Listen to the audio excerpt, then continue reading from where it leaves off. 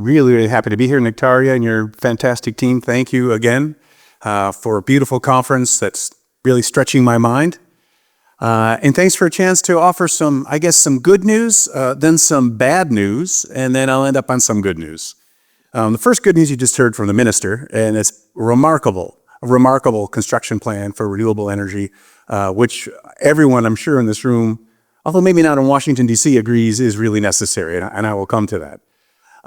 But sticking with more good news, I read through one more time the excellent description of this panel discussion, and it encompasses a lot of good news. So briefly what it says, since 2022, the European Union has shifted away from Russian energy and is increasingly looking to fill gaps with green and renewable energy.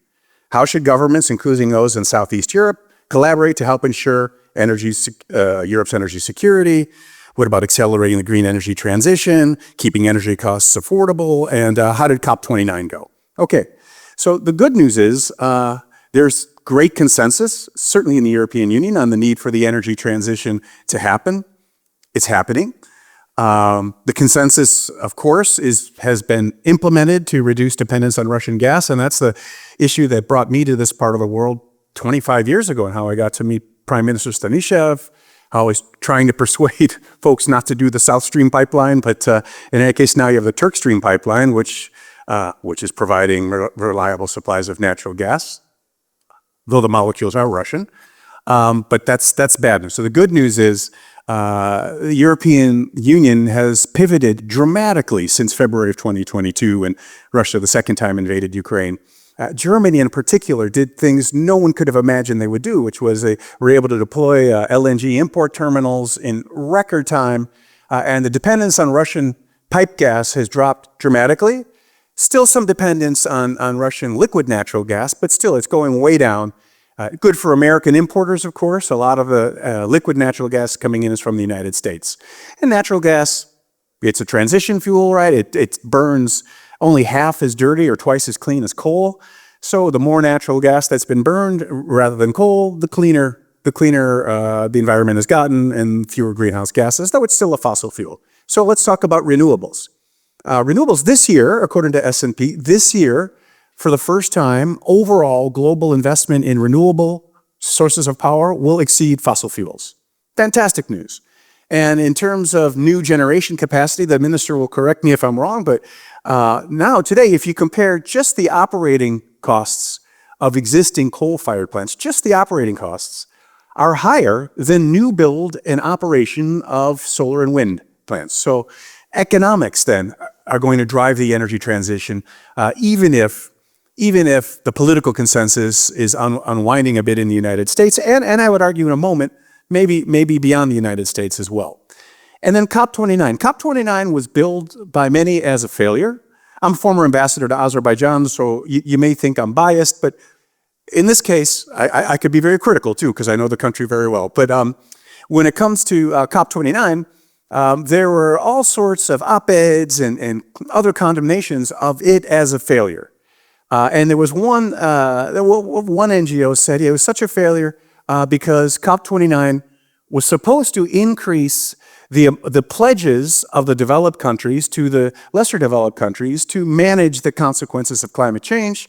The goal had been going in, get to 300 billion annually and get to 1.3 trillion by 2035. So lamentations that COP29 was a failure, except that those two goals were met. The developed countries participating in COP29 agreed at the 11th hour to those targets. So good news story. Renewables are gaining momentum and they make commercial sense. And the developing world is realizing, my God, we've got to do something to help lesser developed countries. Bad news. The bad news is that since COVID, if you look at the S&P's index for green energy, there are massive gains in 2020 and 2021 as the world woke up to the need to take care of the world during COVID. And those gains have all been erased in the last couple of years. So the index is back where it was in 2020, meaning that renewable energy companies aren't as profitable as they used to be, or they're not as profitable as you'd think they should be when you've got this, as I said before, record investment. And as the minister said, record investment in renewable energy. What's going on?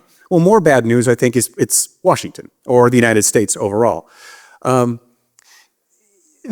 Everything we talk about here about, the vertical corridor, which used to have such strong U.S. support, or working together, the U.S. with its European allies to foster, with the private sector, a network of oil and gas pipelines from the Caspian Sea into Europe.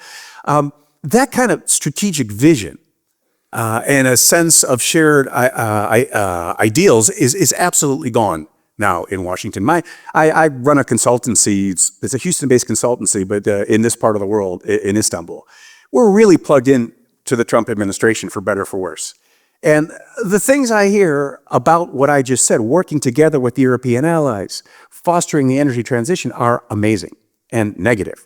So there's a big push now, of course, from President Putin to lift U.S. sanctions on Russian energy. And guaranteed, when the U.S. starts lifting those sanctions, which we may hear about later today after I think President Trump agrees that Crimea is going to remain under Russian control, once those sanctions against Russian oil and gas imports by the United States, production go away, I think we're going to see a lot more oil and gas imports coming back into the European Union. As I forgot who it was earlier today was saying that the European, especially the German economy, really needs the cheap energy resources to be able to compete and increasingly compete with the United States. So that's bad news. The other bad news, the last piece of bad news is during a trip I did to Brussels last week, I was astounded by how deep and quick the transition has been away from looking at the United States as partner and protector, now as threat and foe. I saw that I was doing discussions on critical raw materials, and the big push was, yes, we've got to onshore critical raw material supplies, make sure that we're not dependent on China and the United States. And on the defense side as well. It was friends of mine that Eastern European, closest friends you could imagine of the United States on the need to counter Russia, are absolutely furious and disappointed with the United States. And I don't see how the trust is going to come back if we had the Trump administration initially calling into, and I'm not a member of any political party, by the way, but the Trump administration initially calling into question whether NATO was obsolete. Then we had the Biden administration saying, oh God, NATO is so important, we've got to strengthen it, and it worked, to now, where we had J.D. Vance, the vice president's speech, saying the threat to Europe is within, including here, as you all recall, and it's not Russia and it's not China. And then we had the debacle, the monstrosity of the attack on President Zelensky by Vice President Vance and President Trump.